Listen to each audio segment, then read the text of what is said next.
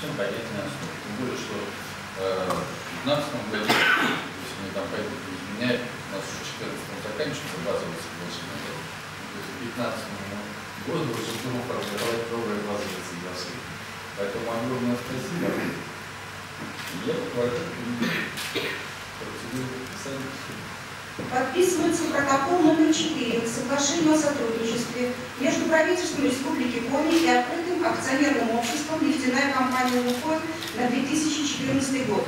Протокол подписывают временно исполняющий обязанности главы Республики Коми Вячеслав Михайлович Гайзер и президент открытого акционерного общества «Нефтяная компания «Лукойл» Вагит Юсупович Оливьеров.